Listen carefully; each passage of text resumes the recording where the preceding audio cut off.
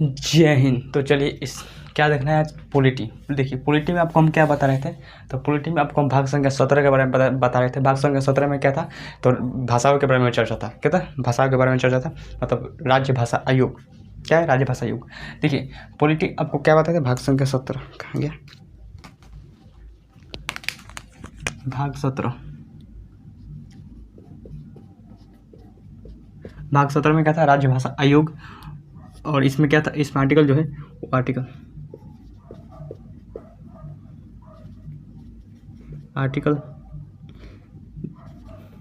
343 से लेकर 351 तक है। किसमें? भाग संख्या 17 में। आपको बहुत हद तक बता दिए थे भाग संख्या 17 में। 343 में क्या था, 343 में जो था वो संघ की राजभाषा। क्या था? संघ की राजभाषा, राज्यभाषा, संघ की राजभाषा। आपको बताए थे संघ की राजभाषा क्या है, तो संघ की राजभाषा हिंदी है। क्या था? हिंदी है, लेकिन सहायक रूप में इंग्लिश भी है। सहायक रूप में क्या है? इंग्लिश है। ये आपको ये भी पता थे कि इसको भाषाओं को अगर कोई भी संघ की भाषा अगर बदलना चाहते हैं तो आपको राजभाषा आयोग का गठन करना पड़ेगा, और वो जाकर सिफारिश करेगा किससे? संसद से। और संसद से पारित करेंगे तभी जाकर 2/3 बहुमत से पारित करेंगे तभी जाकर क्या बनेगा, आप भाषा को चेंज कर सकते हैं, संघ की भाषा को चेंज कर सकते हैं। तो बहुत सारे कठिनाई आई थी, जिस वजह से बहुत सारे कठिनाइयों के बाद ही जो था हिंदी बना था राजभाषा है, संघ की राजभाषा। ये हो गया। और इसका सहायक रूप में इंग्लिश भी है। ये हो गया। 344 में क्या है, 344 में जो है वो संघ, 343 में संघ की राजभाषा, और 344 में जो है वो राजभाषा आयोग। क्या है? राजभाषा आयोग। अगर आप संघ की राजभाषा को चेंज करना चाहते हैं या फिर राज्य के भी राजभाषा को चेंज करना चाहते हैं तो आपको राजभाषा आयोग का गठन करना पड़ेगा। सबसे पहले राजभाषा आयोग गठन कब किया गया था, किसने किया था, तो बाल गंगाधर खेर। कौन थे? बाल गंगाधर खेर जो थे राजभाषा आयोग को सबसे पहले गठन किए थे। उसके बाद 345 में क्या है, 345 में राज्य की राजभाषा, राज्य की राजभाषा। आपको राजभाषा बता दें कि राजभाषा क्या होता है, इससे पहले ये मत पूछेगा राजभाषा क्या होता है, बता दें अभी। तो राज्य की राजभाषा किस 345 में। तो अगर आप राज्य की राजभाषा को चेंज करना, राजभाषा क्या है, राजभाषा जो है, राजभाषा को हम लोग दरबारी भाषा कहते हैं, ऑफिशियल लैंग्वेज। क्या होता है? Official language. देखिए राष्ट्रीय एक होता है राष्ट्रीय भाषा, राष्ट्रीय राष्ट्र में बोले जाने वाले लोकप्रिय भाषा को राष्ट्रीय भाषा कहते हैं। एक होता है राजकीय भाषा, राजकीय भाषा, ये राज्य में जो बोले जाते हैं उसको लोकप्रिय, जो राज्य में लोकप्रिय भाषा होती है उसके राजकीय भाषा। लेकिन राजभाषा क्या होता है, एक होता है ये हो गया इन अनऑफिशियल। ये क्या होता है? अनऑफिशियल होता है। लेकिन राजभाषा जो होता है, राजभाषा क्या होता है? ऑफिशियल होता है। क्या होता है? ऑफिशियल होता है। कोई भी काम जो होते हैं वो किस में होते हैं, कोई भी पेपर वर्क काम जो होते हैं ऑफिशियल भाषा में होते हैं। और ऑफिशियल भाषा जो है क्या है, ऑफिशियल भाषा हिंदी और इंग्लिश। ऑफिशियल भाषा हिंदी और इंग्लिश ऑफिशियल भाषा है। इसलिए आप देखते हैं कि कोई भी अगर आप पेपर देने चाहते हैं तो उसमें आप हिंदी में लिखते हैं या फिर इंग्लिश में लिखते हैं, या फिर ये थोड़ी ना जाकर भोजपुरी हम लिखने लगे, मैथिली में जाकर लिखने लगे, ऐसा नहीं होता है। ये हो गया। तो राजभाषा, राज्य की राजभाषा, ये हो गया 345। उसके बाद आर्टिकल 346 कुछ नहीं है। 348 में क्या है, 348 में जो है हाई कोर्ट और सुप्रीम कोर्ट में, हाई कोर्ट और सुप्रीम कोर्ट में क्या है, भाषा क्या है, इंग्लिश रहेगी। इंग्लिश आपको बताया था इंग्लिश रहेगी, और किस कारण इंग्लिश रहेगी ये भी बता दिए थे आपको, क्योंकि जजों के ट्रांसफर में जो है कोई दिक्कत ना हो। और मान लीजिए दक्षिण भारत के लोग जो है वो तेलुगु तमिल ये सब बोलना जानते हैं। अब वहाँ के जज जो होंगे वो भी ये जानते होंगे, लेकिन उन जज को अगर इंग्लिश नहीं पढ़ाएगा तो दक्षिण भारत के जज को अगर आप उत्तर भारत में भेजेंगे तो वहाँ पर तेलुगु तमिल बोलेंगे तो कुछ किसी को समझ में नहीं आएगा। इसलिए अंग्रेजी जो होता है वो हर जगह एक्सेप्टेबल होता है। इसलिए जजों को जो है अंग्रेजी भाषा, सुप्रीम कोर्ट हाई कोर्ट में अंग्रेजी भाषा को रखा गया है ताकि जजों को ट्रांसफर में कोई दिक्कत ना हो। समझ गए? उसको 349 किस काम नहीं है। 350 का क्या कहता है, कोई भी बच्चे को प्राथमिक शिक्षा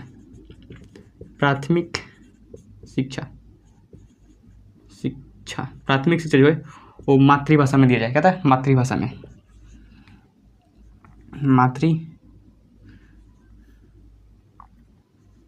मातृभाषा किसमें दिया है? मातृभाषा। मातृभाषा में वहाँ का जो लोकल लैंग्वेज होता है उस भाषा में दिया है प्राथमिक शिक्षा। कौन कहता है? 350 का। और आपको बताते हैं संघ की भाषा क्या हिंदी है, और 351 में कहा गया है कि से जो केंद्र सरकार है वो हिंदी को बढ़ावा देगी। हिंदी को बढ़ावा देगी। किस में कहा गया? 351 में कहा गया। तो ये सब आपको हम बता दिए थे। अब इसके अलावा भी और भी भाषा होती है। आपको बताते हैं कौन से भाषा हो गया? राष्ट्रीय भाषा, राज्य स्टेट राजकीय भाषा, और एक होता है राज्य भाषा। क्या होता है? राजभाषा। राजभाषा आपको पता है ऑफिशियल लैंग्वेज होता है राजभाषा, और ये सब लोकल लैंग्वेज। एक होता है क्लासिकल लैंग्वेज, शास्त्रीय भाषा।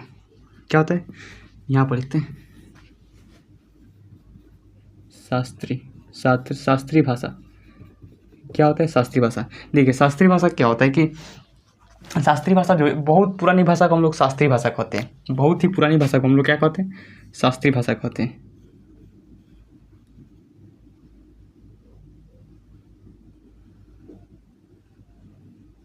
बहुत ही पुरानी भाषा को हम लोग क्या कहते हैं? शास्त्रीय भाषा। और अब कोई कहा जाए कि बहुत पुरानी, तो कितनी पुरानी? तो कहा गया है कि 1500 BC, बिफोर क्राइस्ट, 1500 BC से पहले जो भाषा बोली जाती थी उसी को हम लोग क्या कहते हैं? शास्त्रीय भाषा। क्या कहते हैं? शास्त्रीय भाषा। शास्त्रीय भाषा जो है वो क्लासिकल लैंग्वेज, वो 6 हैं। कितने हैं? 6। कौन कौन? एक तो याद रखिएगा उड़िया। क्या हो गया? उड़िया हो गया। क्या हो गया? उड़िया हो गया। संस्कृत हो गया। संस्कृत क्या होगा? संस्कृत हो गया। उसके बाद 4 यहाँ पर कन्नड़, तमिल, तेलुगु, मलयालम। कन्नड़, तेलुगु, तमिल, मलयालम, ये 4 भाषा हो गया। कौन कौन गया? कन्नड़, तमिल, तेलुगु, मलयालम। 6 हो गए। 1 2 3 4 5 6 भाषा हो गई। तो ये सब क्या है? शास्त्रीय लैंग्वेज, क्लासिकल लैंग्वेज, जो सबसे बहुत ही पुरानी भाषा होती है उसी को हम लोग क्या कहते हैं? शास्त्रीय लैंग्वेज। ये भी क्लासिकल लैंग्वेज, शास्त्रीय भाषा। ये हो गया। ये तो अब कितने? 1500 BC मतलब बिफोर क्राइस्ट, जो ईसा मसीह का जन्म से 1500 वर्ष पहले, तो उसे हम लोग क्या कहेंगे? शास्त्रीय भाषा। अब देखिए भाषा जो है संविधान में भाषाओं की चर्चा है वो 8वीं अनुसूची में, बताते हैं इसको। संविधान की भाषा जो है वो 8वीं अनुसूची में। संविधान में 22 भाषा की चर्चा है। अनुसूची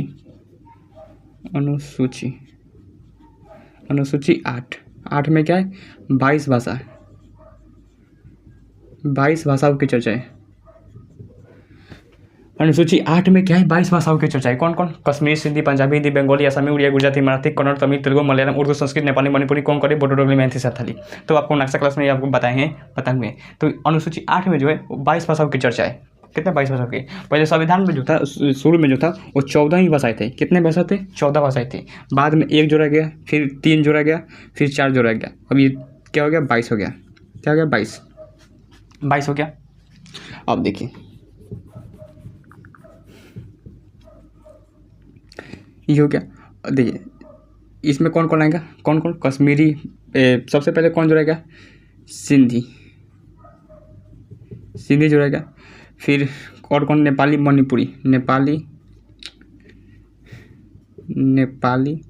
मणिपुरी, कोंकणी। फिर 4 जुड़ेगा बोडो, डोगरी, मैथिली, संथाली, ये जुड़ेगा। ये इसे 21वें संविधान संशोधन क्या जुड़ेगा? सिंधी जुड़ेगा। 71वें संविधान संशोधन में क्या जुड़ेगा? नेपाली, मणिपुरी, कोंकणी। और 92वें संविधान संशोधन में क्या जुड़ेगा? बोडो, डोगरी, मैथिली, संथाली। अब सॉरी 71 का दी 71 में होगा। अब इनको जोड़िए 92 आ जाएगा। देखिए 1 1 2 आ जाएगा, 7 2 9 क्या हो गया? 9 हो गया। तो इनको जोड़ने पर क्या आता है? 92 आता है। तो 21वीं संविधान संशोधन में क्या जुड़ेगा? सिंधी जुड़ेगा। फिर 71वां संविधान संशोधन में क्या जुड़ेगा? नेपाली, मणिपुरी, कोंकणी। और 92वें संविधान संशोधन में बोडो, डोगरी, मैथिली, संथाली। क्या जुड़ेगा? बोडो, डोगरी, मैथिली, संथाली। ये तो हो गया किसके बारे में चर्चा? भाग संख्या 17 खत्म हो गया। भाग संख्या 17 और अब आते हैं भाग संख्या 18। भाग 18 देखिए भाग 18 में क्या है? आपातकाल की चर्चा है। आपातकाल के बारे में चर्चा है। आपको हम याद कीजिए, जब आप राष्ट्रपति आपको पढ़ा रहे थे उसमें आपको बताए थे आपातकालीन इमरजेंसी के पावर, इमरजेंसी पावर कौन कौन होता है। राजकीय आपात, राष्ट्रीय आपात, राजकीय आपात और फाइनेंशियल इमरजेंसी यानी वित्तीय आपात, ये आपको बताए थे 360, 356 और 352। तो इसमें आर्टिकल जो है भाग संख्या 18 में कितने आर्टिकल, 352 से लेकर 360 तक। कहाँ तक है, 360 तक आपको बताए थे। 352 में राष्ट्रीय आपात, नेशनल इमरजेंसी, 356 में राजकीय आपात, जिसे हम राष्ट्रपति शासन भी कहते हैं, उसे इंग्लिश में क्या कहते हैं, स्टेट इमरजेंसी, और 360 में जो है वो क्या हो जाएगा, वित्तीय आपात, फाइनेंशियल इमरजेंसी। तो आपको बताए थे, एक बार रिकॉल करा देंगे। तो आज के लिए यहीं तक रहने देते, तब तक मिलते किसी नेक्स्ट क्लास में।